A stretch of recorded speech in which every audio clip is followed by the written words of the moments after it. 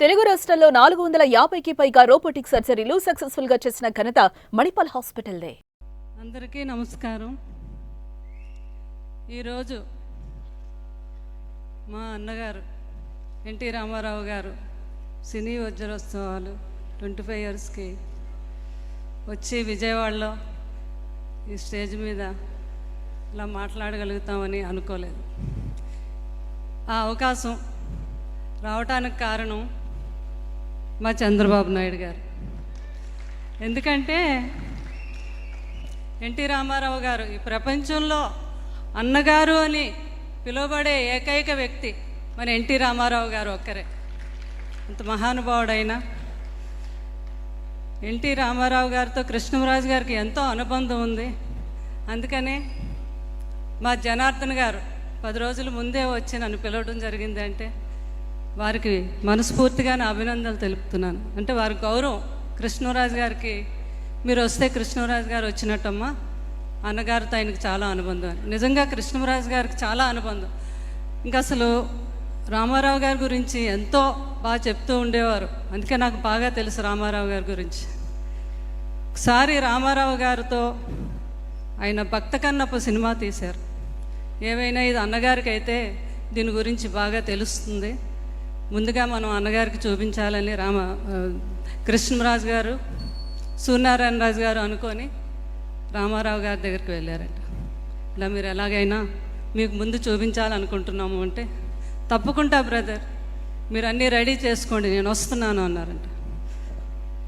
ఆ డేట్ చెప్తే పక్కనే ఉన్నారు మేనేజరు, అయ్య బాబాయ్ ఆ రోజు షూటింగ్ ఉంది అన్నగారికి, ఆయన జీవితంలో ఎప్పుడు కూడా షూటింగ్ వాయిదా వేసుకోలేదంట రామారావు గారు. వారు చెప్పారంట, సార్ ఆ రోజు మీకు షూటింగ్ ఉంది, ఎలాగ సార్, అది భానుమతి గారితో కాంబినేషను, చాలా కష్టం అని. మీరు ఏం చేస్తారో నాకు తెలియదు బ్రదర్. ఆ బ్రదర్స్ ఇద్దరు చూసారా, వారు పిలిచే విధానం, వారి కళ్ళల్లో నేను రావాలనే ఆప్యాయత, నేను వెళ్తున్నాను, మీరేం చేస్తారో చేయండి అని చెప్పి ఆ రోజు వారు సినిమాకి వెళ్ళటం, అది చూడటం. ఇంటర్వ్యూల తర్వాత ఇంటర్వ్యూలు ఇస్తామంటే కృష్ణరాజు గారు తన బ్రదర్ ఇంటర్వ్యూలు కూడా ఇవ్వద్దు, నేను కంటిన్యూ చేస్తానని చెప్పి ఆ సినిమా చూసి ఆ సినిమాని మెచ్చుకొని అది 100 days ఆడుతుందని చెప్పిన సినిమా భక్త కన్నప్ప నిజంగా అంత విజయాన్ని సాధించింది. అది ఎన్టీ రామారావు గారి గొప్పతనం. అలాగే ఎన్టీ రామారావు గారు అంటే తెలుగు జాతికి ఒక వెలుగు, అది ఎన్టీ రామారావు గారి గొప్పతనం. అలాగే అన్నగారు వెళ్తూ కూడా ఎంతోమంది ప్రజాప్రతినిధులను కూడా మనకి ఇచ్చి వెళ్ళారు. వారి ఫ్యామిలీలో వారి కుమారులు, వారి కూతుర్లు, వారి మనవులు అందరూ.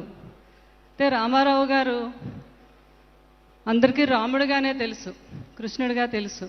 ఆయన రాజకీయంలో వచ్చాక రాముడుగా వెళ్తూ ఉంటే కృష్ణరాజు గారు అనేవారు, అన్నగారు అందరూ రాముడుగా వెళ్తూ ఉంటే వెనకాతల ఆంజనేయుడు మా చంద్రబాబు నాయుడు గారు ఆంజనేయుడు కాకుండా కిష్కిందను తయారు చేశారు. కిష్కింద అంటే మొత్తం తెలుగుదేశం నాయకులు, కార్యకర్తలు ఎక్కడ ఏ మూల చూసినా, అటు విజయనగరం మొదలుకొని అటు శ్రీకాకుళం నుంచి ఎక్కడ చూసినా కూడా తెలుగుదేశం కార్యకర్తలు.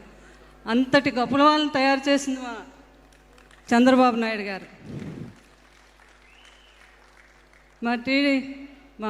అలాగే నేను ఒక మాట చెప్పి సెలవు తీసుకుంటున్నాను. నాకు చంద్రబాబు నాయుడు గారు అంటే చాలా అభిమానం. ఎందుకంటే ఆయనకి పర్యావరణ పరిరక్షణ అన్న ఎంతో దాని మీద ముందు చూపు.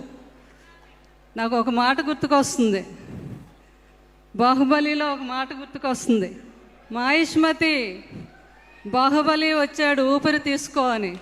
అదే మా చంద్రబాబు నాయుడు గారు.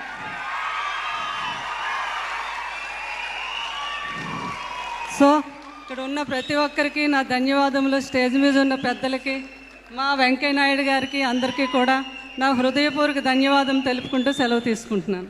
సుమన్ టీవీలో మీ పర్సనల్ అండ్ బిజినెస్ ప్రమోషన్స్ కోసం కింది నెంబర్కి కాంటాక్ట్ చేయండి.